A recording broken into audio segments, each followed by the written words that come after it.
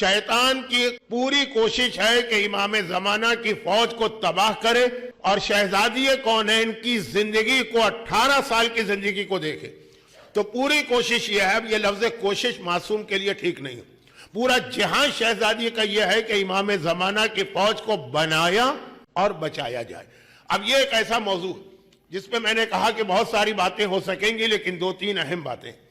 आगाज हुआ था, अच्छा अब ये जो मैंने जुमला कहा कि शहजादी का ये जिहाद है, वैसे कुरान की जिस आयत की मैंने कल तिलावत की, आज भी उसकी तकरार की, उसमें बेटियों के हवाले से पैगाम, अलमाल वल बनूना जीनतुल हयात दुनिया, तुम्हारा माल और तुम्हारे बेटे दुनिया की जिंदगी के लिए तो बहुत अच्छे लगते हैं, लेकिन आखिरत में काम आने वाली चीज वल बाक़ियातुस सालिहात खैरुन इंद रब्बिका सवाबा, अल्लाह की बारगाह में सवाब तुम्हें मिलेगा बेटियों से, व खैरुन अमला, और उम्मीद भी इन्हीं से ज्यादा करना। शरन बड़े बेटे पर वाजिब है बाप की कज़ा नमाजों का पढ़ना, और बाज मराजे कहते हैं कि माँ की कज़ा नमाज भी, क्योंकि मजमे में बहुत सारे मुख्तलिफ मराजे की तकलीद करने वाले होते, इसलिए मैं खास किसी एक मर्जे का नाम लेके उनका फतवा नहीं बताता हूं। एक आम सी बात, बाप की नमाज तो बड़े बेटे पर वाजिब है, जो बाप की कज़ा नमाज हो, बाज मराजे के यहाँ माँ की भी, लेकिन मैं अपना तजुर्बा बता रहा हूं। सारी दुनिया में मैं सिर्फ मजालिस के हवाले से नहीं जाता हूं, बल्कि मसाइल दीन और शरीयत, लड़के कम पूछते हैं, लड़कियां ज्यादा पूछती हैं कि मौलाना हमें अपने बाप की कज़ा नमाज पढ़ना है, अपनी माँ की कज़ा नमाज पढ़ना है, वाजिब बड़े बेटे पर है, हम पढ़ सकते हैं कि नहीं पढ़ सकते। ये कुरान कह रहा है कि उम्मीद जो ज्यादा रखो अपनी बेटियों से रखो। मासूम की वो मशहूर हदीस आपको याद होगी, अब तो खैर जमाना खासा बदल गया, पढ़े लिखे लोग हैं, अवेयरनेस आ गई है, जाहिलियत की बातें खत्म हुई हैं, कुछ हिंदू कल्चर इतने सालों के बाद आहिस्ता आहिस्ता हमारे यहां से खत्म हो रहा है। लेकिन अभी भी मैंने सुना कि ऐसे घराने हैं कि जहां बेटे और बेटियों में फर्क किया जाता, कोई चीज लाई जाती है बेटे को पहले दी जाती है, बेटी को बाद में, जबकि हदीस बिल्कुल उल्टी है। हदीस यह है कि बाप जब अपने घर में कोई चीज लाए तो आगाज बेटियों से करे। अब इसके ऊपर पूरा एक अशरा हो सकता है, लेकिन आयत का आखिरी लफ्ज अमला, कि उम्मीद जो बांधना खैरुन अमला, तो अपनी बेटियों से बांधना। अच्छे लड़के भी बेटे भी अच्छे होते हैं, नेक होते हैं, खिदमत करते हैं, सब कुछ करते हैं, लेकिन कुरान कह रहा है कि ज्यादा उम्मीद बेटियों से करना ये हो गया हर आदमी की अपनी अपनी जिंदगी का मसला। मगर जहां पूरे दीन की बात आ रही है, वहां भी अल्लाह के रसूल को जो उम्मीद है वो अपनी बेटी से है, और इसीलिए कल मैंने कुरान की वो आयत का हवाला दिया, उम्मीद। अच्छा, फातिमा के लफ्जी माने क्या है? काटने वाली, मुनक़ता करने वाली। अब इस लफ्ज के लफ्जी माने की तफसीर हदीसों में कई अंदाज से आई है, कि एक नहीं कई अंदाज से फातिमा जो है वो मुनक़ता करने वाली है, काटने वाली। मसलन ये आया कि चूंकि शहजादी हर रिश्ते से अल्लाह ने काटा हुआ है इसलिए फातिमा है। मैं बात को फैलाना नहीं चाहता, पहले ही मेरा असल मौजू जो अब तक शुरू नहीं हुआ बहुत बढ़ चुका। कहा इसलिए भी फातिमा फातिमा है कि वो अपने शियों को आतशे जहन्नम और अज़ाब खुदा से जुदा करेंगी, मुनक़ता करेंगी, काटेंगी। और इसलिए भी फातिमा फातिमा कि उन्होंने तमाम कुफ़ार मक्का, मुशरिकीन अरब और मुनाफिकीन मदीना की उम्मीदों को काट दिया। जो हर एक उम्मीद करके बैठा था कि ये रसूल 40 साल का तो हो चुका है, कितने साल और जिएगा फिर खत्म हो जाएगा। इसकी तहरीक, कितनी तहरीकें दुनिया में ऐसी कि जो बानिए तहरीक होता है वो एक तहरीक शुरू करता है, उसके मरने के चंद सालों बाद खत्म। अब सबको ये उम्मीद है कि इनका बेटा कोई नहीं है, वारिस कोई नहीं है, कितने साल ये और जिएंगे, इसके बाद ये खत्म हो जाएगा। वजूद फातिमा ने, विलादत फातिमा ने, फातिमा के इस दुनिया में आने ने इन तमाम काफिरों की, इन तमाम मुशरिकों की, इन तमाम मुनाफिकों की उम्मीदों को काट दिया है। खैरुन अमला। और अल्लाह ने कहा कि आए हबीब, گھبراؤ نہیں، انا شانئک هو الابتر، دشمن جو ہے وہ بے نسل ہوگا، تمہیں تو انا اعطیناک الکوثر، ہم نے کوثر دے کر قیامت تک کے لیے تمہارا دین بھی بچا لیا، تمہارا نام بھی بچا لیا، قرآن بھی بچ گیا، اسلام بھی بچ گیا۔ اب یہ فاطمہ ان کی زندگی کا ایک وہ حصہ جس کے لیے دیکھیں میرا انداز ذرا سا تیزی کا ہو جاتا ہے جب میں دیکھتا ہوں کہ وقت کم ہے اور بہت ساری اہم باتیں آپ تک پہنچانا۔ شہزادی کی زندگی کا وہ اہم ترین حصہ جس کے لیے کل میں نے ایک جملہ کہا تھا جو بظاہر ذرا سا توہین آمیز سا لگا خود مجھے بھی، اور وہ یہ ہے کہ اگر آپ پورے 12 اماموں کی محنت کو ترازو کے ایک پلے میں رکھیں گے اور شہزادی کی زندگی کے اس حصے کو جسے میں نے کل شروع کیا آج مکمل کروں گا ایک پلے میں رکھیں گے تو شہزادی کا جو جہاد ہے وہ 12 اماموں کے جہاد سے زیادہ ہو جاتا ہے۔ پہلی بات اس میں ہے حیا۔ اچھا اب لوگ یہ سمجھے کہ میں حجاب کے موضوع پہ بات کر رہا ہوں، میں تو حجاب کے موضوع پہ بات نہیں کر رہا، میں نے کل بھی کہا تھا میں حیا کے موضوع پہ بات کر رہا ہوں۔ حجاب الگ چیز ہے، حیا الگ چیز ہے۔ یقیناً حجاب حیا کا ایک حصہ، مگر اس حجاب کی اہمیت کبھی سمجھے اس لیے کہ شہزادی کی شہادت کی مجلسوں میں آپ اتنا زیادہ حجاب کا موضوع سنیں گے کہ بعض اوقات آپ کے دل میں خیال آئے گا بس یہی ایک موضوع رہ گیا ہے اور یہی ایک سیرت ہے زہرا کی۔ موجودہ حالات آپ دیکھ رہے ہیں، چاہے وہ غزہ ہو، چاہے وہ لبنان ہو، چاہے وہ اب شام ہو، چاہے وہ پارا چنار ہو، اور چاہے تمام دنیا کے تمام سازشوں کا ہدف انقلابی اسلامی ایران، صاحبان ایمان کے لیے ہر طرف روزانہ کوئی نہ کوئی ایسی خبر آتی، شہادتیں لاشیں گر رہے۔ ایک جملہ خالی کہنا چاہتا ہوں تاکہ جو بعض لوگ شہزادی کونین کے ذکر میں بھی حجاب کو پسند نہیں کرتے، شہزادی کے ذکر میں بھی کہ میں کتنا حجاب آپ سنائیں گے، ایک جملہ صرف۔ جس وقت ایران کا اسلامی انقلاب پہلے مرحلے میں کامیابی سے ہمکنار ہوا، امام خمینی واپس آئے پیرس سے، اور اس کے بعد پھر حکومت کے بالکل شروع کے زمانے تھے، تو انقلاب سے پہلے بھی بہت زیادہ شہادتیں ہوئی، بلکہ جو لوگ 79 سے پہلے ایران میں گئے تھے اور 79 کے بعد ایران میں گئے تھے ان کو معلوم ہے کہ قبرستانوں کا منظر بدل گیا، کہ وہ قبرستان جہاں چند قبریں ہوتی تھی قبروں سے بھر گئے، اتنی شہادتیں۔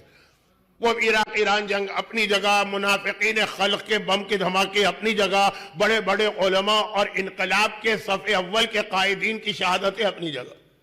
20 جمادی الثانی، یہی مہینہ جو شروع ہوا ہے جمادی الثانی کا، جس کی 3 تاریخ شہزادی کی شہادت ہے، 20 تاریخ شہزادی کی ولادت۔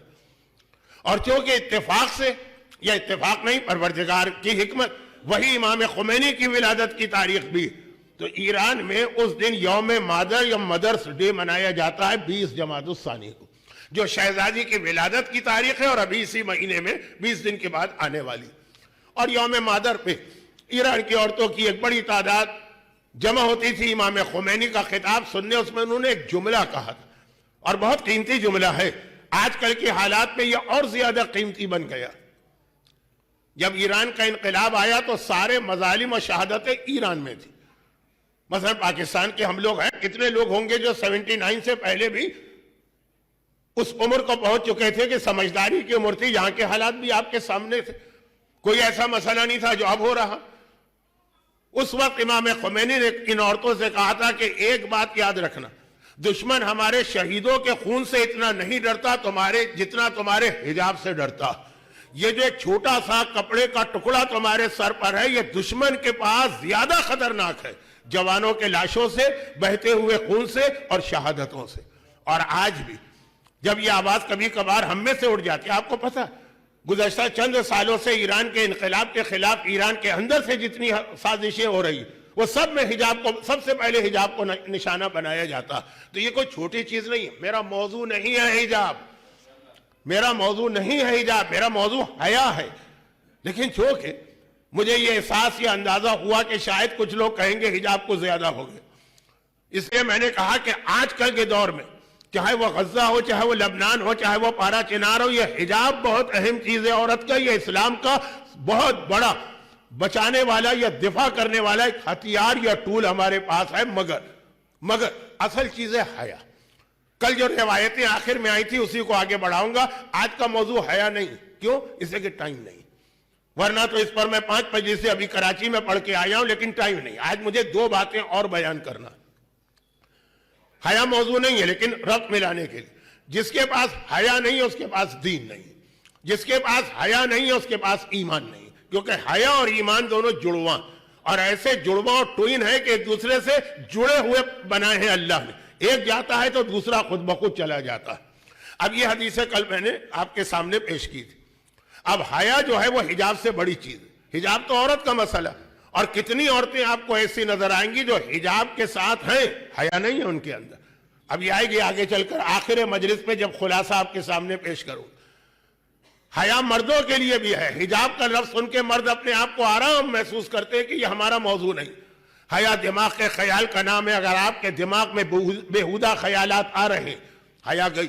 حیا زبان کا نام ہے. زبان پہ گالیاں آ رہی ہیں، زبان پہ بدتمیزی آ رہی ہے، زبان پہ وہ الفاظ آ رہے ہیں جس کی وجہ سے امام معصوم اپنے پرانے دوستوں سے تعلقات کو کاٹ لیتے ہیں. بہت مشہور واقعہ ہے نا، چھٹے امام کا شہید مرتضی متحرر، اس چھوٹی سے کتاب میں سچوں کی کہانیاں لکھا ہے نا کہ کون سوچ سکتا تھا کہ اتنے پرانے دوست بازار میں قدم رکھ رہے تو اتنی گہری دوستی ہے. بازار سے نکل رہے تو ایسی دوستی ٹوٹی کہ مرتے دم تک پھر ملاقات ہی نہ ہو پائی. کس کا واقعہ تھا؟ چھٹے امام اور ان کے دوست کا، جس نے اپنے غلام کو ایک مرتبہ ذرا گالی کے انداز میں مخاطب کیا. غلام جو پرانے زمانے میں کوئی حیثیت ہی نہیں رکھتا تھا. اور امام نے چونک کے دیکھا، میں تجھے پرہیزگار و متقی سمجھتا تھا اور تیری ایسی زبان. اب یہ آخر میں جو ساری 3 چیزیں مجھے بیان کرنا ہے، پہلی ختم ہو رہی ہے، دوسری اور تیسری، پھر اس کا ایک خلاصہ جو آخر میں آئے گا وہاں یہ چیز اور کھل کر آئی. تو حیا زبان کی چیز بھی ہے. گالیاں مردوں کی زبان پہ زیادہ ہوتی ہیں، عورتوں کی زبان پہ کم ہوتی ہے. حیا ہاتھ پیروں کی حرکت کا نام بھی. تو یہ حیا کا مکمل جو اسلام نے پیغام دیا ہے، حجاب نہیں، حیا. یہ مرد کے لیے زیادہ اہم ہے. ابھی بات مزید آگے بڑھتی.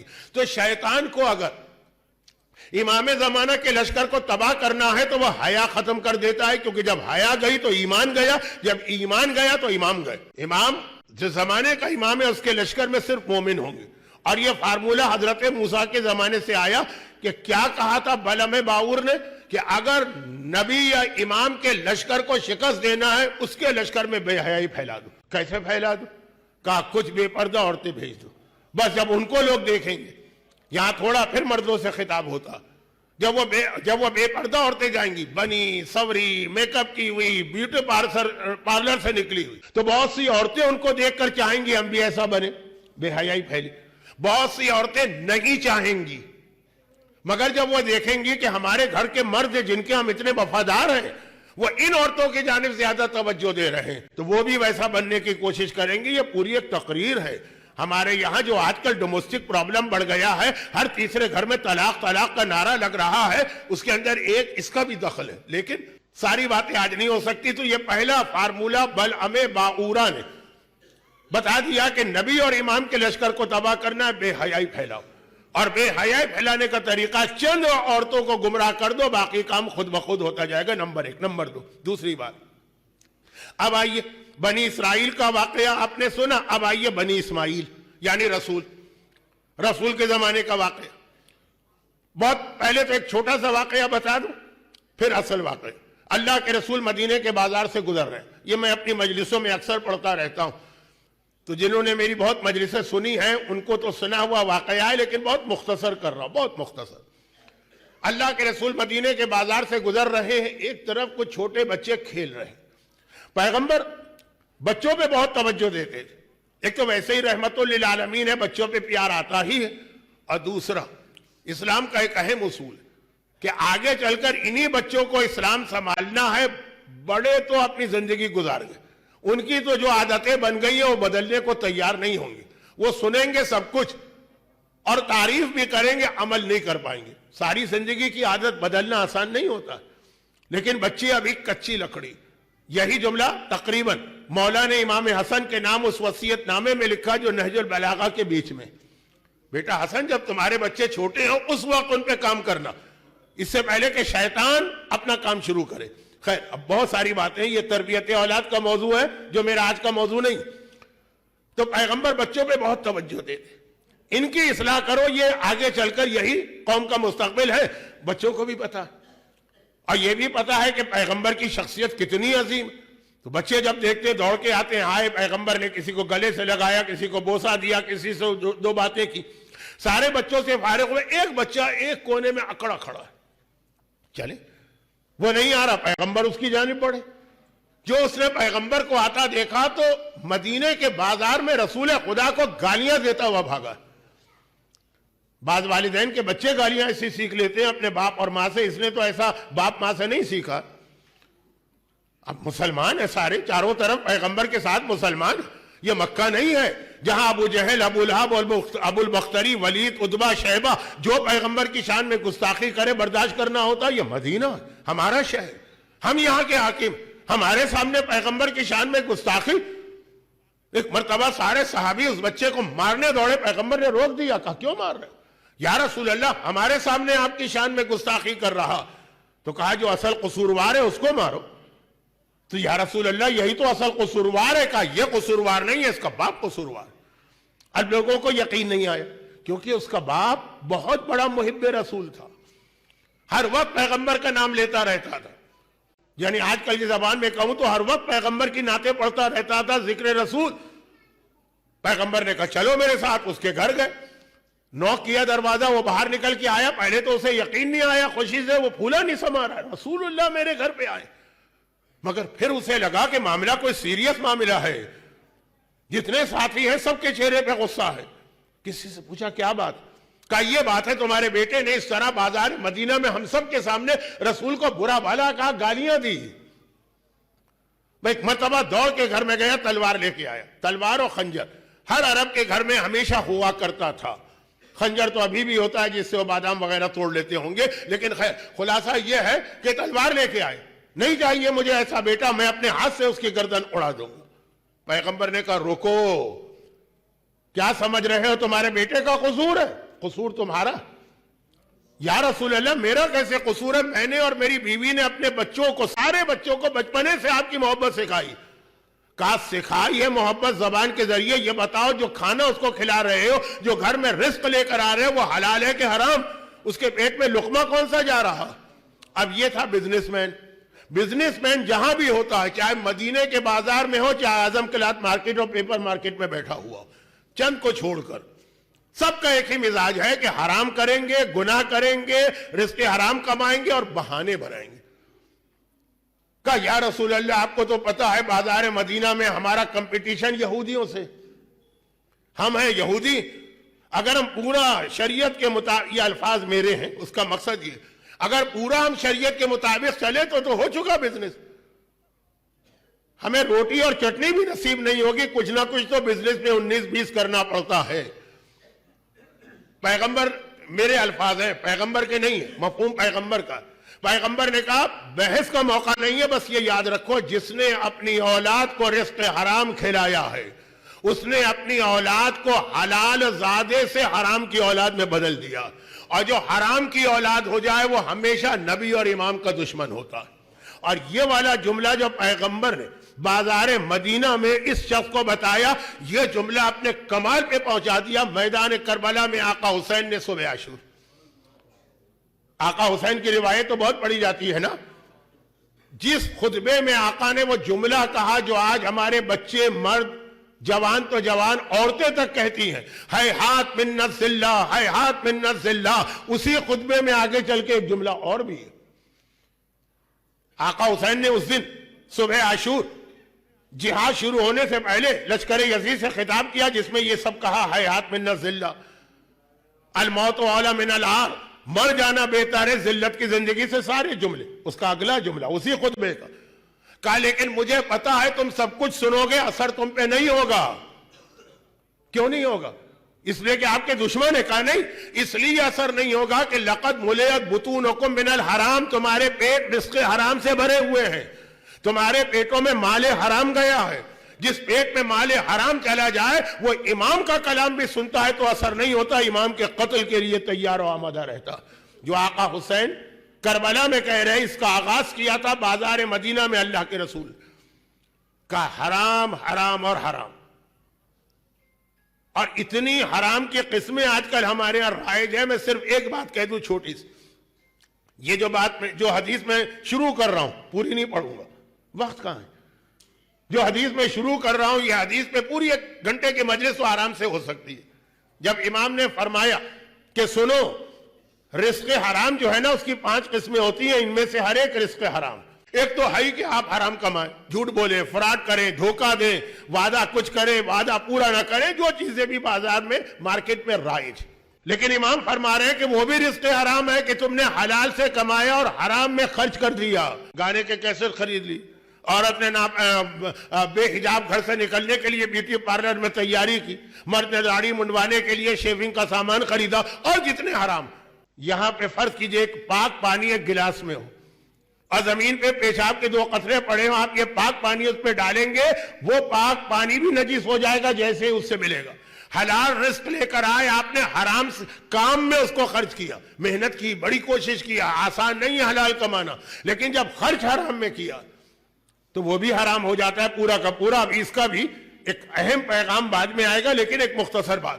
تو اب شیطان کو یہ اصول پتا کہ اگر لشکر امام کے سامنے یزیدی لشکر لانا ہو تو طریقہ یہ ہے کہ لوگوں کے پیٹ میں حرام رزق کو پہنچانا شروع کر دو. اب میں ادھر نہیں جا رہا کہ تفصیلات میں جاؤں کہ اچھا خاصا آپ حلال کما رہے خمس نہیں دیتے, یا دیتے ہیں مگر غلط طریقے سے دیتے ہیں. میں ادھر نہیں جا رہا ہوں کہ کتنے آج کل کیسز ہیں کہ کسی وجہ سے باپ نے یا ماں نے یہ فیصلہ کیا کہ بھائی اب ہم کو بچے نہیں چاہیے, ابورشن کرانا. حرام ہے نا, گناہ ہے وہ اپنی جگہ, لیکن اس کی ایک پینلٹی اور دیا دینا ہے. کتنے لوگ دیا دیتے ہیں, ان کو پتا بھی نہیں کہ اس کی پینلٹی بھی دینا پڑے گی. گناہ اپنی جگہ ہے, وہ توبہ کر کے شاید معاف ہو جائے, لیکن جو اس کے پیسے ہیں بلڈ منی, کتنے لوگوں کی توجہ. میرے پاس تو کیس آتے رہتے ہیں نا, اس لیے میں جانتا ہوں. خیر, اب میں اس پوری گفتگو کو صرف ایک واقعے سے ملا دوں. بنی اسرائیل میں موسیٰ کا لشکر جیتتے جیتتے ہارنے لگا کیونکہ بے حیائی پھیل گئی. اب آئیے بنی اسماعیل یعنی رسول خدا کی زندگی میں ایک ہی جنگ ایسی تھی جو بظاہر جس میں شکست ہوئی. میں نہیں مانتا اس کو شکست, میں آپ کو تفصیل بتاتا ہوں. جنگ عہد شروع ہوئی, مسلمان جیتنے لگے, پھر بیچ کا مرحلہ آیا, مسلمان ہارنے لگے, اور پھر آخری مرحلہ آیا, مسلمان آخر میں جیت گئے.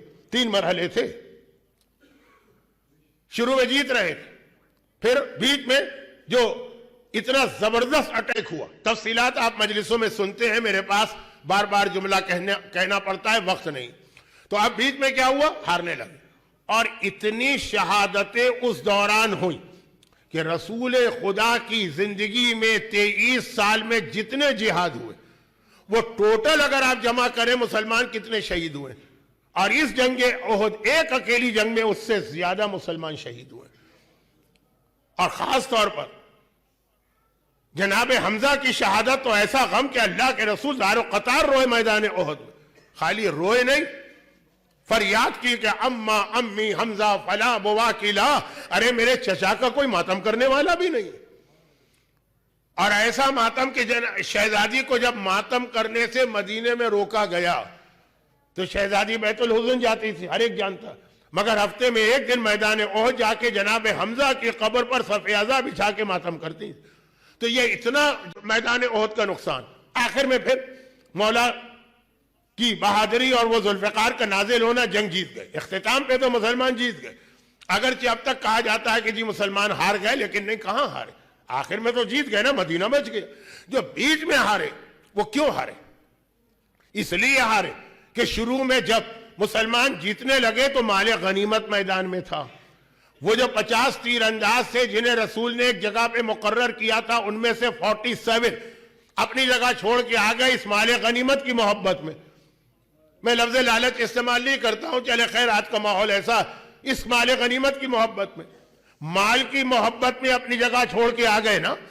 پیغمبر نے کہا تھا دیکھو ہم جنگ جیتے یا ہارے تمہیں یہاں سے نہیں ہٹنا. تو ان میں سے 3 نے پیغمبر کی بات مانی, باقی 47 نے کہا کہ اب ہم یہاں بیٹھ کے کیا کریں گے, ٹائم ویسٹ ہو رہا ہے, مسلمان تو جیت رہے, وہ دیکھو سارے کافر بھاگ رہے ہیں. اب یہاں ہمارے بیٹھنے کا فائدہ نہیں. جب حکم رسول کے آگے لوگ اپنی عقل چلاتے ہیں نا, وہیں اسلام کو نقصان پہنچتا. یا جس بچے کو دیکھیے کھڑا ہو جاتا ہے مرجے کے فتوے کے سامنے, اپنی لاجک لے کے آ جاتا. وقت ہوتا تو ایک تقریر اس پر بھی ہوتی, لیکن خیر مجبوری ہے. جو کل میں نے کہا کہ جتنا وقت مل گیا اس میں جو باتیں ہو سکے. اب میدان احد کے میرے جملے کو سنیے. ذرا بدتمیزی کا جملہ ہے, لیکن نہ نیت میری توہین ہے نہ جملے میں کوئی توہین. اور وہ یہ ہے کہ میدان احد میں مسلمان بیچ میں اس طرح سے شکست کھا گئے, اتنی شہادتوں کے ساتھ. جناب حمزہ جیسی عظیم شخصیت کی شہادت. جناب حمزہ کسی معمولی شخصیت کا نام نہیں ہے. دربار شام میں جو آقا سجاد نے خطبہ دیا تھا اس کے اندر فخر کیا تھا نا کہ جناب حمزہ ہمارے خاندان سے, خاص نام لیا تھا. تو اتنی شکست کب ہوئی؟ جب لشکر کی قیادت رسول خدا کر رہے ہیں. اس لشکر کا علمدار علی مرتضی ہے. رسول خدا قائد ہیں, علی سپہ سالار و علمدار ہیں. اس کے باوجود لشکر کو شکست ہوئی کیونکہ مال کی محبت دل میں آ گئی. کیا شیطان یہ ساری چیزیں نوٹ نہیں کر رہا ہے؟ خیر جانتا ہوا پہلے سے ہے کہ جب مال کی محبت دلوں میں پیدا ہوتی ہے تو سردار انبیاء کی قیادت والا لشکر بھی ہارنے لگتا. علی مرتضی جیسے علمدار کے ہوتے ہوئے بھی لشکر ہارنے لگتا ہے. پھر علی مرتضی ہی نے سنبھالا. مگر یہ سب لوگ تو نقصان میں رہے نا, جو مال غنیمت کے لالچ میں آئے تھے اور پھر بھاگ کے پہاڑوں پہ چڑھے. شیطان نے کہا اچھا آخری امام کے لشکر کو مجھے تباہ کرنا. کل والا جملہ دوبارہ دوہرا دوں, پتہ نہیں کیوں مجھے ایسا لگ رہا ہے کہ آج کچھ ایسے لوگ بھی آ گئے جو کل نہیں تھے. تو اس لیے کل والا جملہ میں دوہرا دوں, اور وہ یہ ہے, پھر یہ ذرا بدتمیزی کا جملہ ہے لیکن نہ نیت بدتمیزی ہے نہ پیغام میں بدتمیزی ہے. شیطان پہلے 11 اماموں سے اتنا پریشان نہیں ہے اور اتنا نہیں ڈرتا جتنا وہ آخری امام سے. کیوں؟ ان میں کوئی فرق نہیں ہے. ایسا نہیں ہے کہ 12ویں امام جو ہے مولا علی سے بڑے امام ہے نعوذ باللہ, یا آقا حسین سے بڑے امام ہے. شیطان کو اطمینان یہ ہے کہ 11 میں سے کوئی امام مجھے قتل نہیں کر سکتا. میری موت ان میں سے کسی کے ہاتھ میں نہیں. میں نے پہلے دن ہی اللہ سے وعدہ لے لیا تھا. جب نکالا گیا تو کہا تھا نا کہ خدا بندہ مجھے قیامت تک کی مہلت دو. خدا نے کہا قیامت تک کی تو نہیں ملے گی, وقت ظہور کی مہلت ملے گی, جسے وقت معلوم کہتے ہیں. تو یہ پتا کہ 12واں ہی مجھے قتل کرے گا, 11 تک مجھے اتنا اطمینان. وہ جس طرح چاہے مجھے بھگائیں, جس طرح چاہے مجھے نقصان پہنچائیں, مجھے قتل نہیں کر سکتے. پھر وہ حضرت ابراہیم کا واقعہ نہیں, حضرت موسیٰ ہی کا واقعہ ذہن میں آ رہا ہے لیکن وقت نہیں ہے, ذرا موضوع بھی کچھ اور ہے. تو جب ایک اطمینان آپ کو ہو جائے, بھئی جلتی ہوئی آگ میں کوئی چھلانگ نہیں لگائے, لیکن اگر آپ وہ والا لباس پہن لے جو فائر پروف ہوتا ہے تو بڑے اطمینان سے آپ چلے جائیں گے. آپ کو پتا ہے کہ مجھے موت نہیں آئی. تو شیطان 11 اماموں سے اتنا پریشان ہے, 12ویں سے بہت پریشان. اس کے لشکر کو نہ بننے دو. یعنی دوسرے الفاظ میں کہنا چاہ رہا ہوں, یہ اس کو پتا ہے ایک دن مجھے مرنا تو ہے اور انہی کی تلوار سے مرنا. مگر جتنا ڈیلے ہو جائے, جتنی تاخیر ہو جائے, بھئی ہم میں سے ہر ایک کو پتا ہے کہ مرنا, لیکن اس کے باوجود ہم یہ چاہتے ہیں کہ نہیں کہ زندگی جتنی زیادہ مل جائے, بڑھاپے میں جا کر بھی جتنا زیادہ ہو جائے. یہ فطری خواہش ہے اللہ کی طرف سے. تو اب شیطان چاہتا ہے امام دیر سے آئے. اس کا ایک ہی طریقہ ہے کہ امام کی فوج کو بننے نہ دو. اچھا, اب وہ شیطان اس کے لیے ہمارے پیٹوں میں حرام غذا پہنچا رہا, مال حرام پہنچا رہا. جنگ خیبر کا بہت مختصر ایک واقعہ آپ نے کم سنا ہوگا. رسول خدا کا ایک بہت ہی وفادار غلام تھا, مدغم غلام تھا, یعنی ہر وقت رسول کی خدمت کرتا رہتا تھا. جنگ خیبر میں وہ شہید ہوا. چنانچہ پیغمبر نے اپنے ہاتھ سے اسے دفن کیا. دفن کر کے پلٹے ہیں تو کسی نے کہا کہ کتنا خوش قسمت, آپ کا غلام ہے, میدان جنگ کا شہید ہے, اور خیبر جیسی جنگ جہاں اتنا بڑا نقصان یہودیوں کا ہوا کہ آج تک وہ اپنے زخم چاٹ رہے ہیں, اس جنگ کا شہید ہے. کہاں بیٹھا ہوگا اس وقت وہ جنت میں؟ پیغمبر نے کہا تم جنت کی بات کرتے, اس کی ساری قبر آگ سے بھری ہوئی. جیسے ہی یہ قبر میں گیا پوری قبر اس کی آگ سے بھر گئی ہے. یا رسول اللہ کیوں؟ کہا کہ اس سے پہلے کی ایک جنگ میں اس نے دوران جنگ ایک چادر مال غنیمت سے چھپا لی تھی. مال غنیمت کا اصول یہ ہوتا ہے کہ میدان جنگ میں جو مال غنیمت ہو آخر میں سب ایک جگہ جمع ہوتا، پھر اس میں سے خمس نکال کے دیا جاتا ہے رسول کو، باقی 4 حصے تقسیم ہوتے مجاہدوں، سب کو لا کے جمع کرنا۔ وہ ایک چادر اس نے چھپا لی تھی، ایک چادر، ہم تو پوری فیکٹریاں ہضم کر جائیں تو ہمیں کوئی احساس ہی نہ ہو کہ ہم کوئی گناہ کر رہے ہیں۔ رسول کا غلام ہے، میدان خیبر کا شہید ہے، راہ خدا۔ چنانچہ وہ حدیث آپ نے آدھی سنی ہے، پوری سن لی کہ جیسے ہی کوئی آدمی شہید ہوتا ہے، اس کے خون کا پہلا قطرہ زمین پہ گرتا ہے، اس کے سارے گناہ معاف ہو جاتے ہیں، سوائے اس کے کہ اگر اس نے کسی کا مال لے کے واپس نہیں کیا۔ یہ حدیث پوری یہ ہے کہ یہ گناہ معاف نہیں ہے۔ تو اب شیطان بہت اس کے لیے آسان ہے اپنی زندگی کو بڑھانا اور امام کے ظہور کو زیادہ سے زیادہ ٹالنا۔ مال کی محبت دلوں میں پیدا کرو۔ انسان رزق حرام کیوں حاصل کرتا ہے؟ جب مال کی محبت دل میں پیدا ہوتی، زیادہ سے زیادہ مال آ جائے۔ اب آئیے یہ شیطان کا، اور شہزادی کائنات کیا فرما رہی؟ شہزادی کائنات کے گھر میں دیکھ لی، پوری کوشش کی جاتی ہے کہ حلال مال دنیا بھی اس گھر میں نہ آنے پائے۔ کیوں؟ اہل بیت کا ایک اصول ہے، لیکن شہزادی کی مجلسیں ہیں تو انہی کا ایک واقعہ سن لی۔ وہ اصول میں بعد میں بتاؤں گا۔ عورت آتی ہے، پوچھتی ہے شہزادی میں آپ سے ایک مسئلہ پوچھنے آئی ہوں کہ شریعت میں کیا حکم ہے کہ کتنا سونا آدمی کے پاس ہو تو اس پر زکوٰۃ واجب ہے اور کتنی؟ اب زکوٰۃ کے مسئلے سارے بیان نہیں ہو رہے، مثلا زیورات کے اوپر ہماری فقہ میں زکوٰۃ نہیں ہے، وہ بات نہیں ہو رہی۔ کتنا سونا ہو؟ تو شہزادی نے کہا پہلے یہ بتاؤ کہ یہ مسئلہ تم اپنے لیے پوچھ رہی ہو کہ میرے لیے؟ چونکی وہ کہا شہزادی کون ہے؟ شریعت تو ایک شریعت ہے، آپ کے بابا تو ایک ہی شریعت لائے تھے، وہی آپ کے لیے وہی میرے لیے، کیا الگ الگ ہے؟ کہا الگ الگ۔ تو کہا کہ اچھا دونوں کا مسئلہ بتا دیجیے۔ کہا تمہارا مسئلہ یہ ہے کہ 20 دینار اگر سونا آ جائے گھر میں تو اس کا 40واں حصہ نکالنا، اور آپ کے لیے کہا کہ ہمارے لیے یہ ہے کہ گھر میں اتنا سونا آیا کیسے کہ زکوٰۃ دینے کی نوبت آ پڑی؟ جو آئے اس شام ہونے سے پہلے راہ خدا میں خرچ کر دو، دولت گھر میں ٹھہرنا ہی نہیں ہے۔ یہ تمہارے لیے ہے کہ 1 سال سونا رہے تو 40واں حصہ دو۔ تو اہل بیت کا فارمولہ کیا؟ خود عمل کرتے ہیں اسلام کے میکسیمم پر، ہم سے کہتے تو منیمم پہ عمل کرو۔ یہ یاد رکھیے گورنر، بہت سی حدیثیں سمجھ میں نہیں آئی۔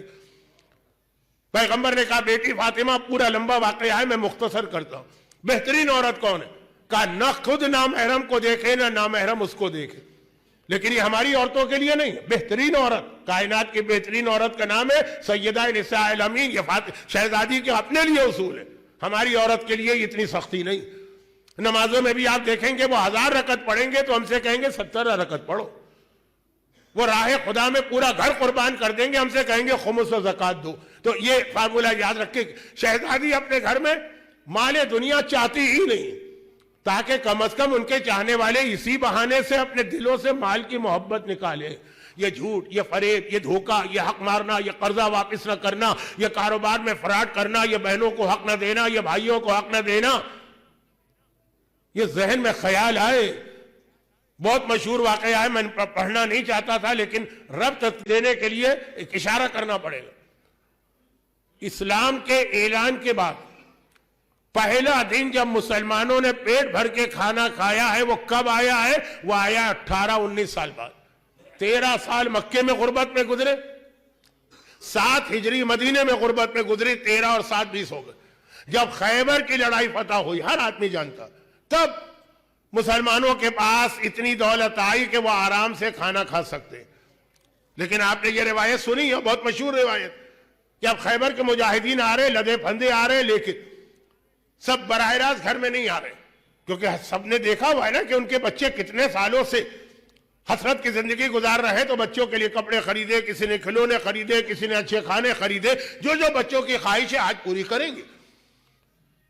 چنانچہ پورے مدینے کے ہر گھر میں خوشی کے نعرے بلند ہو رہے، بچے خوش ہو رہے۔ مدینہ کتنا بڑا تھا؟ اتنا تھا جیسے آج مسجد النبوی ہے نا، جو آج رسول اللہ کے زمانے کا پورا شہر اس کے اندر تھا۔ یہ مسجد بنائی گئی تھی اسی نقشے سے، پورا شہر، سارے مکانات، ساری دکانیں، سارے مارکیٹ، سارے پارک، سارے کنویں، سب کچھ، اتنی سی مسجد جو آج ہے نا، اس میں پورا شہر تھا۔ تو اب خوشی کے نعرے بلند ہو رہے. شہزادی اپنے حجرے کے دروازے پہ انتظار کر رہی ہے, مولا سب سے آخر میں آتے ہیں. آپ کو معلوم, جیسے ہی حجرے میں داخل ہوئے شہزادی نے پوچھا یا ابوالحسن آپ کیا لائے؟ علی کے دونوں ہاتھ خالی ہے, کچھ نہیں. یا ابوالحسن کیا بابا نے آپ کو آپ کا حصہ نہیں دیا؟ ظاہری اعتبار سے مولا کو بھی وہی حصہ ملے گا مال غنیمت کا. دیا تو تھا, لیکن جب میں آ رہا تھا تو قبا کی بستی سے آ رہا تھا. قبا آج کتنا شاندار بنا دیا پکنک اسپاٹ. اس وقت قبا ایک سلم ایریا تھا جہاں مدینے کے غریب رہتے. غریب کون تھے اس زمانے میں؟ زیادہ تر وہ بیوائیں تھی جن کے شوہر خیبر سے پہلے کی جنگوں میں شہید ہوئے. زیادہ تر یتیم بچے تھے. سب اپنے گھر کے دروازے پہ کھڑے ہوئے حسرت سے دیکھ رہے ہیں کہ یہ مجاہدین مال غنیمت لے کے جا رہے ہیں, ہمارا بابا مارا جا چکا. ان کے چہرے دیکھ کے مجھ سے برداشت نہ ہوا, میں نے سب کچھ ان کو دے دیا, خالی ہاتھ آیا. یہ دیکھتے ہی اور سنتے ہی شہزادی شکر کے سجدے میں گر پڑی. پروردگارا, جو بار بار میں پریشان تھی کہیں یہ درہم و دینار میری دہلیز میں نہ آ جائیں, شکر ہے خدا کا تو نے میرے حجرے کو اس سے محفوظ رکھا. جس رات پورے مدینے کے بچوں نے زندگی میں پہلی بار اچھے کھانے کھائے اور پیٹ بھر کے کھائے, اس رات بھی حسن و حسین بھوکے سوئے ہیں, زینب و کلثوم بھوکی سوئی. ہم سے نہیں کہہ رہے معصومین کہ تم بھی ایسا کرو, لیکن ہم سے کہہ رہے کم از کم اتنا تو خیال کر لو کہ جو کرنا ہے حلال طریقے سے کر, حرام سے نہیں. شیطان نے فارمولہ باندھا ہوا ہے کہ رسول کا دشمن وہ ہوتا ہے جس کے پیٹ میں حرام ہو, کربلا کا یزیدی وہ ہوتا ہے جس کے پیٹ میں حرام ہو, میدان احد میں شکست اس کو ہوتی ہے کہ جو مال دنیا کے لالچ میں آ جائے. اب امام کے لشکر کو تباہ کرنا, ادھر شہزادی امام کے لشکر کو بنا رہی, مال کی محبت نکال کر. آخری بات بہت زیادہ وقت گزر گیا, شاید میں مصائب نہ پڑھ سکوں زیادہ, تو کل سے تو انشاءاللہ وہ مجلس ہیں جس میں آپ کو مصائب کا بھی لطف آئے گا. لیکن یہ ایک آخری بات ضروری ہے. تیسری بات, باتیں بہت ساری پورا ایک اشرا ہو سکتا ہے, لیکن یہ تیسری بات. جس دن شیطان کو اللہ نے فخرج منہا فإنک رجیم, نکل جائے یہاں سے تو مردود ہے, یہ کہہ کے وہاں سے نکالا, تو وہ ایک دھمکی دے کے گیا تھا. دھمکی, تھریٹ, لا اغوینہم اجمعین. آئے خدا تو مجھے یہاں سے نکال رہا ہے, میں تیرے ایک ایک بندے کو گمراہ کروں گا. لا اغوینہم, یہ وہی لفظ ہے جو اردو میں کڈنیپنگ کے معنی میں استعمال ہوتا ہے, اغوا. اغوا میں نے بہکا دینا, عربی کا اغوا, بہکا دینا, سیدھے راستے سے ہٹا دینا, سب کو بہکاؤں گا. الا, اسی دن کہہ رہا, ابھی انسان نہیں پیدا ہوئے, صرف آدم ہے اور حوا, وہ بھی جنت میں ہیں. الا, مگر صرف وہ میرے بہکائے ہوئے نہیں میں آئیں گے, عبادکا منہم المخلصین, جو تیرے مخلص بندے ہیں جن کی نیت بالکل خالص, کوئی ریاکاری نہیں ہے, کوئی دنیا پرستی نہیں, صرف خالص نیت. پہلے دن سے شیطان یہ کہہ رہا ہے وہ میرے قابو میں نہیں آئیں گے, باقی سب آئیں گے. اب امام کو تباہ کرنے کے لیے شیطان کا تیسرا ہتھیار یہ ہے کہ ہماری نیتوں کو خالص نہیں رہنے دیتا. اگرچہ اس کے واقعات بھی بڑے اچھے بڑے دلچسپ ہیں. ایک واقعہ تو بچوں تک کو یاد ہے کہ بہلول دانا نے مکان بیچا, زبیدہ نے بغیر دیکھے خریدا, ہارون دیکھ کے خریدنے آیا. بہت مشہور واقعات بہت ہے, یعنی میں کہہ رہا ہوں کہ اس پہ پوری ایک الگ مجلس ہو جاتی, لیکن اب بات ختم کرنا. تو کہا کہ اخلاص مانے سنسیئرٹی, اخلاص مانے نیت پاک رہے. اخلاص کا مطلب یہ ہے کہ کوئی دنیاوی جذبہ آپ کی نیت پہ نہ. پہلے دن سے شیطان کہہ رہا ہے وہ لوگ تو میرے قابو میں آئیں گے ہی. تو اب شیطان کیا کرے گا؟ امام زمانہ کی فوج کو اپنے قابو میں کرنے کے لیے ان کی نیتیں خراب کرے گا. یہاں تک 3 باتیں ہوئی نا. اب آئیے بالکل اس کا نتیجہ, ایک سمری, ایک ریزلٹ, ایک خلاصہ نتیجہ. اچھا, ہمارے پاس کچھ گناہوں کے لیے ایک مثال والی حدیث ہے, خاص 2 گناہ, ایک شراب اور ایک جھوٹ. گناہوں, ہر گناہ کے لیے کوئی حدیث تو ہے نا, کسی مجتہد یا مرجع نے اپنی طرف سے تو نہیں کہا کہ یہ چیز گناہ, کوئی حدیث آئی ہوگی, مگر مثال کے ذریعے سے حدیث سمجھائی. امام نے ارشاد فرمایا الخمر مفتاح کل شر, ہر خرابی کی چابی کا نام ہے شراب.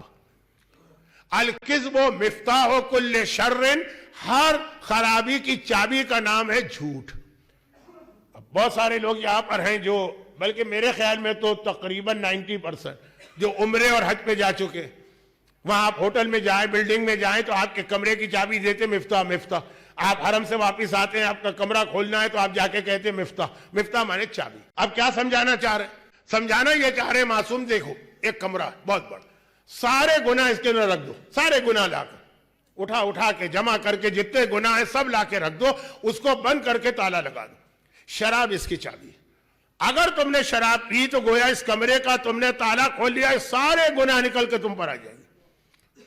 اسی طرح جھوٹ، سمجھو دنیا کے جتنے بھی گناہ وہ ایک کمرے میں بند ہیں اور اس پہ تالا لگا ہوا، قفل، لاک، لیکن اس کی چابی ہے جھوٹ. اگر تم نے یہ چابی گھما دی، جھوٹ بولا، تو خالی جھوٹ نہیں رہے گا، سارے گناہ ایک ایک کر کے آ جائیں گے، ایک کے بعد دوسرا گناہ کرو گے. اب یہ دو گناہوں کے لیے ایک حدیث آئی، ٹھیک ہے. ایسی ہی ایک حدیث میں بنا رہا ہوں، حدیث تو نہیں، حدیث سے ملتی جلتی تھی. شیطان امام زمانہ کی فوج کو تباہ کرنا چاہتا ہے. تین باتیں آئیں، بے حیائی پھیلا کر، مال کی محبت پیدا کر کے، اور نیت پہ خود غرضی، اخلاص ختم کر کے. شہزادی یہ تینوں چیزیں ہم کو سکھا رہی ہیں. اخلاص کے حوالے سے شہزادی کے واقعات نہیں آ سکے کیونکہ ٹائم ختم ہو رہا ہے، لیکن شہزادی یہ تینوں چیزیں سے ہم کو بچا رہی ہیں. مال کی محبت نکالو، اتنا ہی ہم سے کہہ رہی ہیں جتنی ہماری طاقت ہے. یہ نہیں کہہ رہی ہیں کہ تمہارے گھر میں مال نہ ہے، حرام طریقے سے نہ ہے. حیا کا شہزادی کا اعلیٰ ترین معیار ہے، ہماری عورت کے لیے بالکل معمولی معیار رکھا. اب شیطان نے کیا کیا؟ امام کی فوج کو تباہ کرنا، امام کی فوج کو بننے نہیں دینا. اس نے ایک ایسی چیز ایجاد کر لیا، اس میں ساری چیزیں آ گئی. جیسے تمام گناہ کمرے میں ہے تو چابی اس کی کیا ہے؟ شراب یا جھوٹ. شیطان کو امام کی فوج تباہ کرنا، اس نے ساری چیزیں ایک جگہ جمع کر دی، کہا یہ چیز ان کو دے دو. اب ان کے دل میں مال کی محبت بھی پیدا ہوگی، اب ان کی نیت میں خرابی بھی آئے گی، اب یہ بے حیا بھی ہوں گے. اس چھوٹی سی چیز کا نام ہے آئی فون یا موبائل فون. دیکھیں دنیا کا یہ اتنا بڑا اس وقت فتنہ. مولا کی ایک حدیث ہے شادی کے حوالے سے کہ عورت کے ساتھ رہنا بھی مشکل ہے، عورت کے بغیر رہنا بھی مشکل ہے. ایسے کچھ محاورے بھی اردو پنجابی میں ہیں. لیکن آج کی دنیا کی ضرورت بھی ہے موبائل، لیکن شیطان نے اس کا فائدہ اٹھایا ہے. اس وقت اب سیاسی اعتبار سے جو موبائل کے نقصانات ہیں وہ اپنی جگہ، دنیا کی بڑی بڑی حکومتیں پریشان ہیں، وہ میرا موضوع نہیں. میرا موضوع ہے امام زمانہ کے سپاہی اور فوج کی تباہی. یہی موبائل ہے جو آج کل سب سے زیادہ بے حیائی پھیلا رہا. میں نے مجلس کے شروع میں کہا تھا نا کہ عورتیں حیا کا موضوع سنیں تو مرد یہ نہ سمجھے کہ اس سے ہمارا کیا تعلق. موبائل میں کتنی گندی فلمیں اور کتنے گندے کلپ دیکھے جا رہے ہیں. کہاں گئی حیا؟ ختم ہو رہی ہے حیا. موبائل کے کیمرے کے سامنے آ کر ایسی ایسی شریف بچیاں، کچھ باتیں تو ممبر پہ کہتے ہوئے بھی شرم آتی، کپڑے تک اتار کے بیٹھ جاتی ہیں، بعد میں پچھتاتی ہیں. وہ الگ چیز ہے. بھئی اس سے بڑی بے حیائی اور کون سی آپ کو معاشرے میں چاہیے؟ یہ موبائل، مال دنیا کی محبت، ہر ایک کو یہ فکر ہے سبسکرائبر بڑھے، ویورز بڑھے، فالو کرنے والے بڑھے، زیادہ سے زیادہ لوگ دیکھیں. اس کے لیے جھوٹ بولنا پڑے، اس کے لیے بےہودہ اپنے سین پیش کرنا پڑے، خاص طور پہ جو عورتوں کے ہیں، لیکن مرد بھی کم نہیں. کیوں؟ سنا ہے کہ اس میں ڈالر آتے ہیں. بھئی یہی تو مال دنیا کی محبت ہے جو شیطان پیدا کر رہا ہے. ہم جب سنتے ہیں مال حرام تو ہمارے دل میں خیال آتا ہے شراب بیچنے سے جو پیسے آئیں گے، یا جھوٹ بول کر جو پیسے کمائیں گے، یا کاروبار میں دھوکہ دے کے، یہ بھی حرام ہے. ہاں اگر کوئی جائز چیز ہے، اگر کوئی مستحب چیز ہے وہ الگ چیز، لیکن بات اس وقت ہے کہ زیادہ اس کا استعمال کیا. یعنی میں اتنے شریف گھرانوں کو جانتا ہوں جو سوچ بھی نہیں سکتے تھے کہ ان کی بچی نے ٹک ٹاک کا ایسا کلپ بنا کے وائرل کیا. وہ مر جائے غیرت سے، انہیں نہیں پتا، کیونکہ ایک موبائل ہے، لڑکی اپنے کمرے میں ہے، کمرے میں نہ بھی ہو تو 24 گھنٹے کون اس کو مانیٹر کر سکتا ہے. ایسی ایسی چیز. پھر جو موبائل کے اندر نامحرموں سے انٹریکشن ہوتا ہے، پھر جو اس میں مقابلے ہوتے ہیں، پھر اس میں جو نمبر دیے جاتے ہیں کہ تم اتنا لباس اتارو تو اتنے نمبر ملیں گے اور اتنا لباس اتارو. کیا ممبر پہ شہزادی کونین کی مجلس میں یہ باتیں؟ شرم آتی ہے. لیکن یہ مسئلہ یہ بے حیا بنا رہا ہے ہمارے بچوں کو. میں تو 8-8 سال کے بچوں کو جانتا ہوں جو ایسی فلمیں دیکھ رہے ہیں، جو 40 سال کا مرد بھی دیکھے تو شرم آ جائے. اب کون سی بے حیائی کا انتظار ہے؟ یہ وہ بے حیائی ہے جو اس کے ذریعے اور صرف پیسہ کمانے کی دھن جن کے اندر، وہ جو اپنے ٹک ٹاک کے اوپر چھوٹے چھوٹے کلپ بنا کے ہماری بچیاں اور بچے، جس میں وہ ہر حد کو کراس کر رہے ہیں، اور پھر کچھ ایسے لوگ ہیں جن کو اتنے پیسے نہیں ملتے، تو پھر تم کیوں لگے ہوئے شہرت؟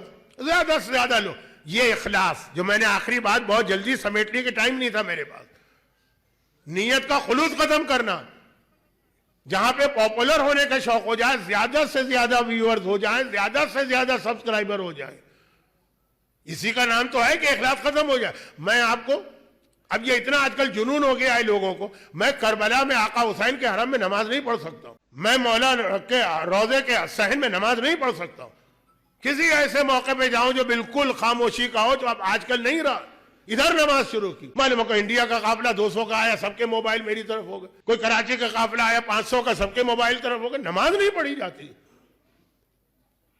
اب ان کو پیسے نہیں مل رہے، بس یہ شہرت، پاپولر ہونا، کلپ زیادہ سے زیادہ وائرل ہونا، زیادہ سے زیادہ سبسکرائبر۔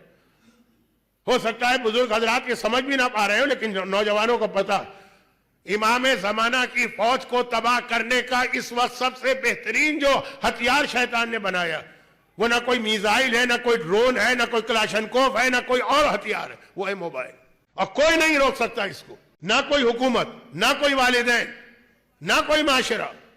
یہ اتنا تنہائی والی چیز بن کے رہ گئی، اس کو صرف روک سکتا ہے اگر دلوں میں خوف خدا ہو، صرف خوف خدا ہو کہ ہمیں قیامت کے دن اپنے ایک ایک عمل کا جواب دینا ہے۔ اور شہزادی کائنات کی زندگی کا اہم ترین پیغام یہ ہے کہ شہزادی ساری کائنات کی شفاعت کرنے والی ہے، لیکن خوف خدا سے اتنا روتی ہیں۔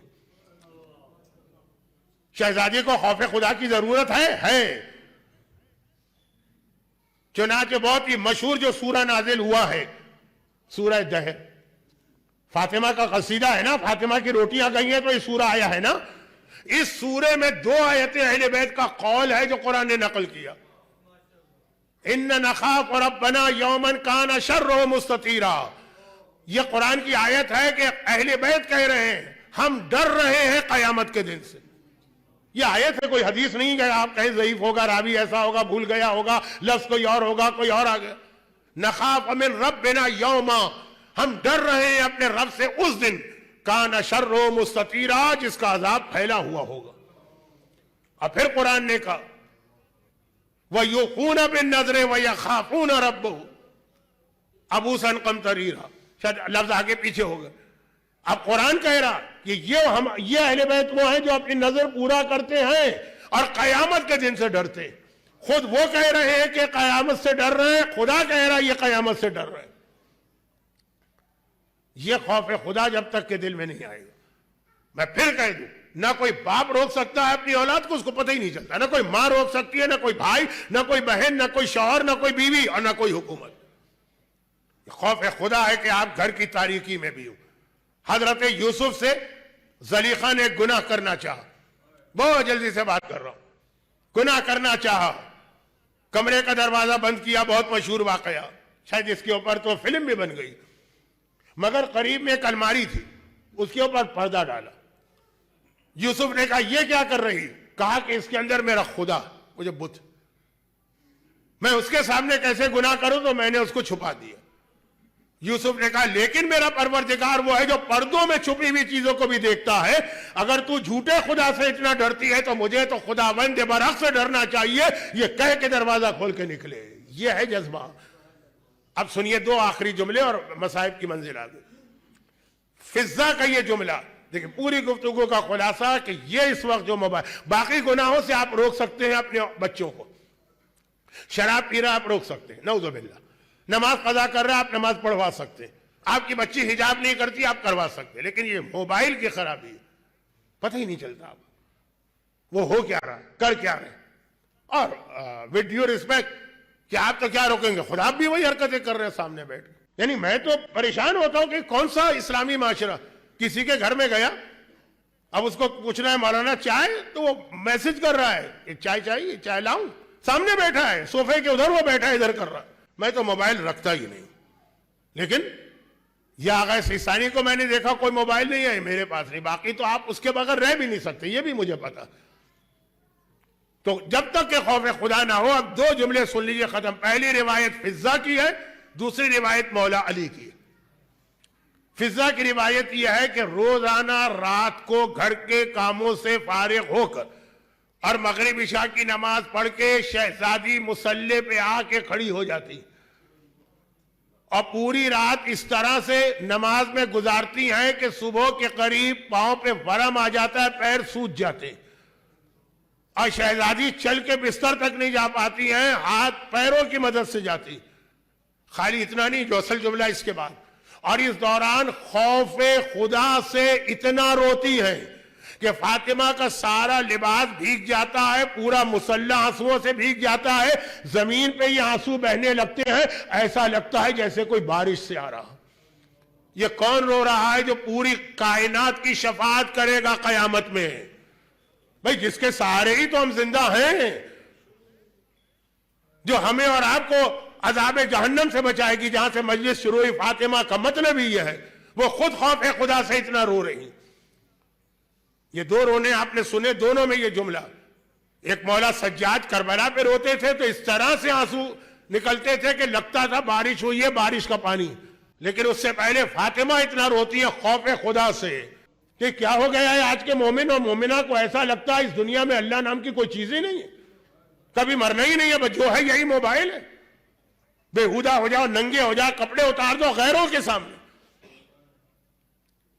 اور یہ روایت تو فضہ کی ہے، میں نے بہت مختصر پڑھا، لیکن ایک آدھ جملہ ایسا آ گیا آخر میں جو مجھے اچھا نہیں لگا شہزادی کے ذکر میں. اب دوسرا جملہ سن، وہ مولا کا جملہ کہ فاطمہ نے آخری راتوں میں سے ایک رات مجھے بلا کے یہ کہا تھا کہ اے ابو الحسن، اس الماری میں کچھ شیشیاں رکھی، شیشیاں، انہیں میرے ساتھ قبر میں میرے کفن میں رکھ کے دفن کرنا. میں نے پوچھا یہ کون سی شیشیاں؟ کہا اس پہ وہ آنسو ہیں جو خوف خدا سے میری آنکھوں سے جاری ہوتے تھے اور میں اس کو شیشیوں میں محفوظ کرتی.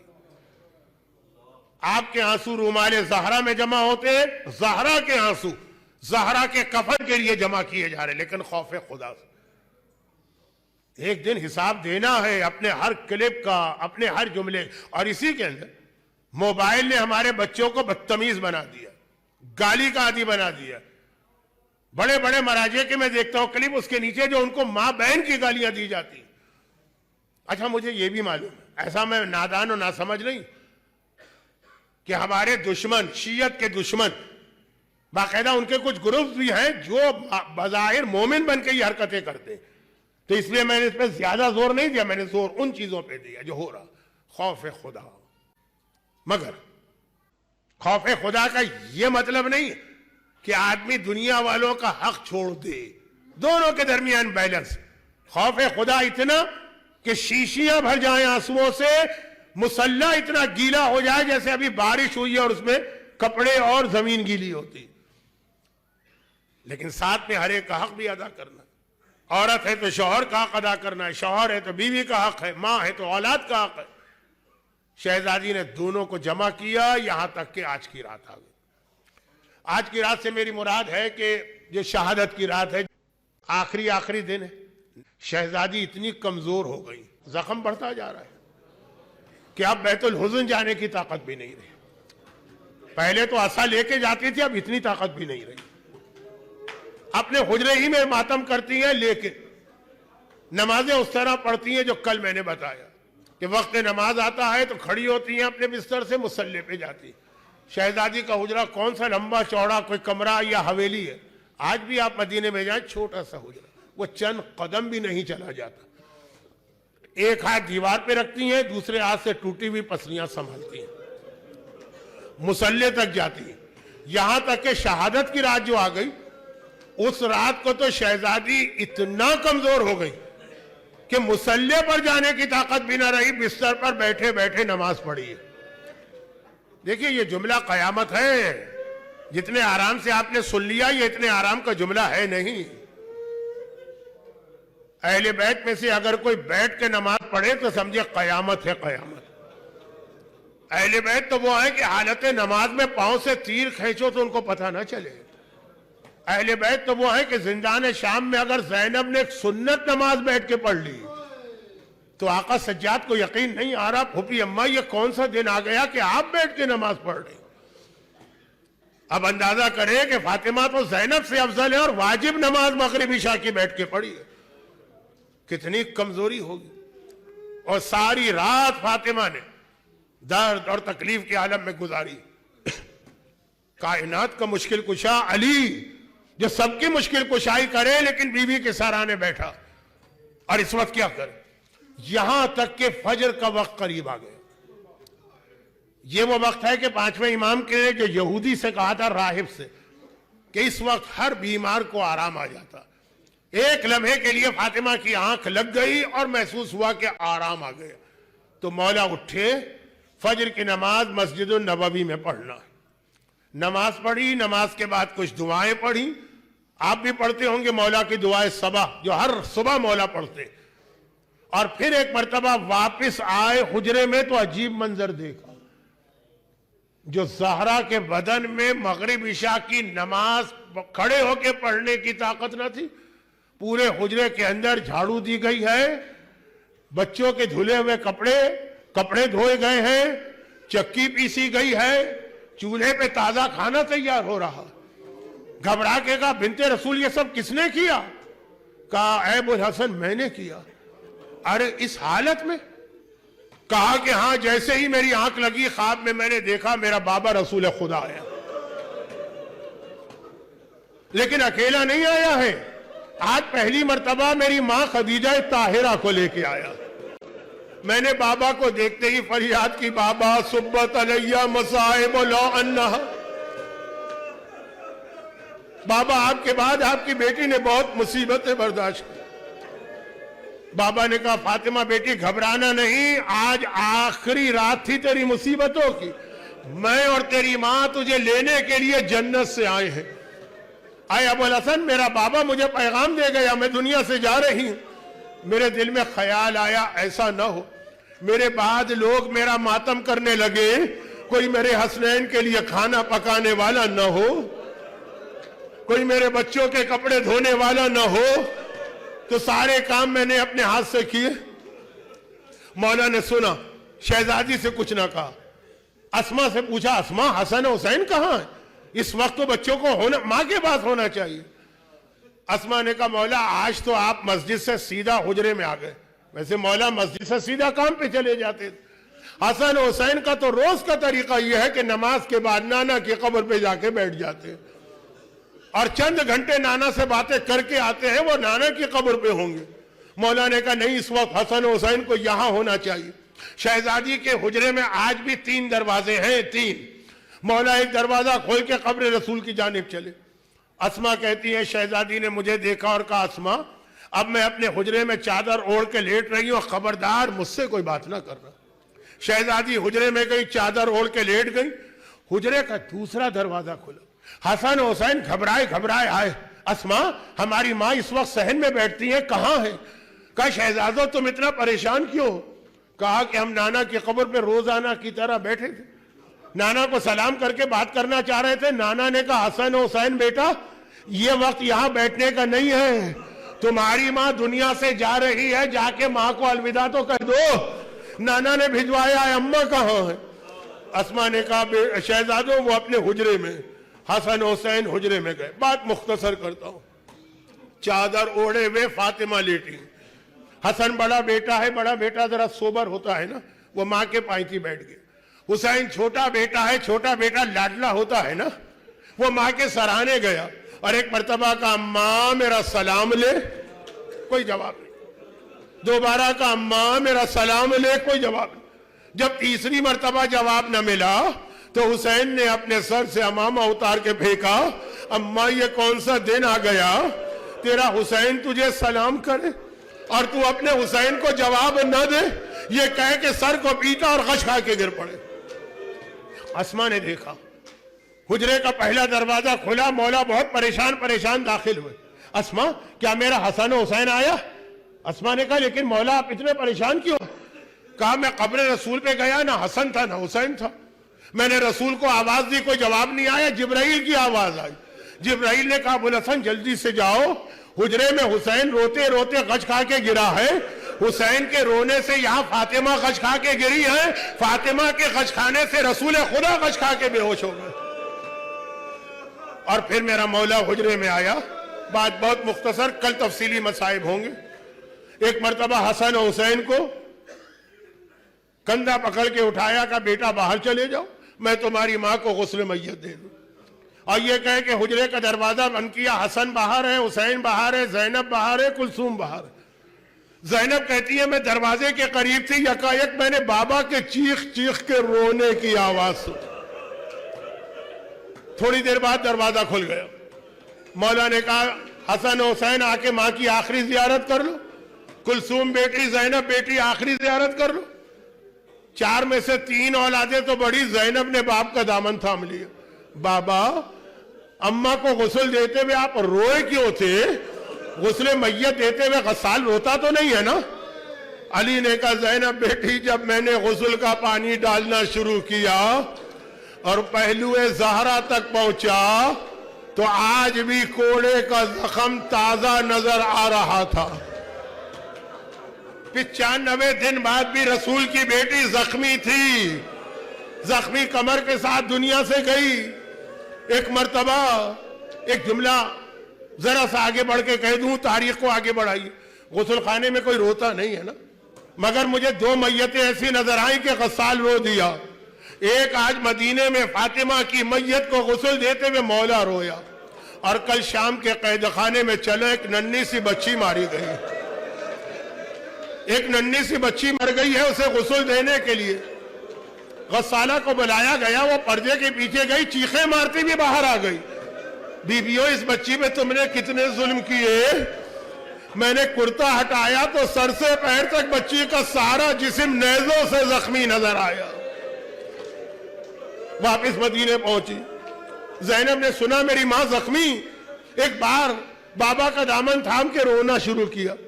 میرا دل کہتا ہے اس وقت علی نے سر پہ ہاتھ رکھا ہوگا۔